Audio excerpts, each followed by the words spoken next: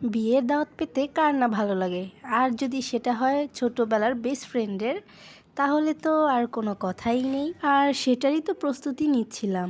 আসসালামু আলাইকুম, সবাই কেমন আছেন? আশা করি সবাই অনেক বেশি ভালো আছেন। তবে আমি তেমন একটা ভালো নেই, কারণ কিছুদিন যাবৎ ঠান্ডা লেগেছে, আর সেটা তো আমার কণ্ঠে বুঝতে পারছেন। বিয়ের দাওয়াতে যাব আর নতুন ড্রেস পরবো না, এটা কি করে হয়? তাই তো শুরু করে দিলাম নতুন জামা বানানো। নিজের হাতে নিজের জন্য জামা বানানো, এটা তো একটা আলাদা শান্তি, কারণ যেরকমই হয় নিজের মন মতো করেই বানানো যায়। আমি তো ছোটবেলা থেকেই ঘরে বানানো জামা পরেছি। মানে হচ্ছে, যখন ছোট ছিলাম তখন আমার আম্মু নিজ হাতে আমাকে জামা বানিয়ে দিত, আর এখন যখন বড় হয়েছি তখন নিজেরটা তো নিজেই করে ফেলি। আর এই দিকে চলে আসলাম মাছ ভাজতে, কারণ মাহাদির ক্ষুধা লাগছে, সে নাকি মাছ ভাজা দিয়ে খাবে ভাত। তো আর কি করার, যেহেতু সে বলেছে করে তো দিতেই হবে। তো এখানে আমি দুইটা মাছ নিয়ে নিলাম, একটা হচ্ছে পাঙ্গাস আর একটা তেলাপিয়া। তো মাছটা আমি ভালোভাবে হলুদ মরিচ দিয়ে ভেজে নিয়েছি, আর এখন মাহাদিকে ভাত খাইয়ে দিব। আর এইদিকে তো সে মোবাইল নিয়ে বসে পড়েছে, বসে না শুয়ে পড়েছে। সে তো মোবাইল দেখা ছাড়া ভাত খাবেই না, এটা তার সবসময় একটা অভ্যাস। এরপর দেখলাম বাহিরে প্রচন্ড পরিমাণে বৃষ্টি হচ্ছে, আর বৃষ্টিটা দেখে ভিজতে ইচ্ছে করছিল, কিন্তু আম্মু যেতে দিচ্ছিল না।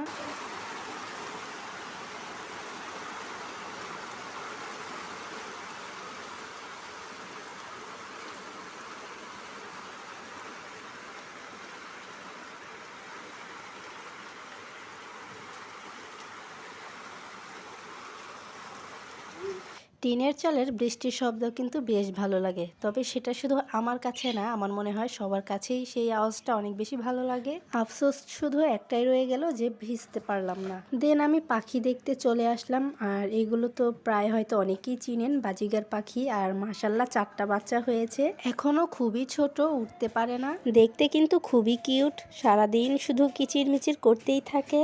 আর এই তো ওদের মা বাবা, ওরা তো হাড়ির বাহিরেই থাকে বেশিরভাগ সময়, আর বাচ্চাগুলো সবসময় হাড়ির ভেতরেই থাকে। ওরা যখন ওরা শিখবে তখন ওদের মতো ওরাও ঘুরে বেড়াবে। দুপুরে ভরপুর বৃষ্টি হয়ে এখন তো সুন্দর মিষ্টি রোদ উঠে গেছে। আর এই সময়টা তো খুব বেশি ভালো লাগে, কারণ না গরম লাগে না শীত করে। আর এই সময়টা তো দাওয়াত খাওয়ার জন্য একদমই পারফেক্ট, গরমের কোনো চিন্তাই নেই।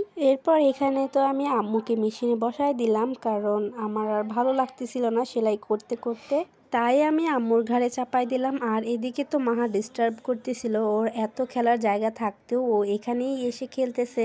আসলে বাচ্চা মানুষরা তো এইরকমই হয়। যাই হোক, দেখা হয়ে যাবে নেক্সট কোনো ভিডিওতে। আল্লাহ হাফেজ।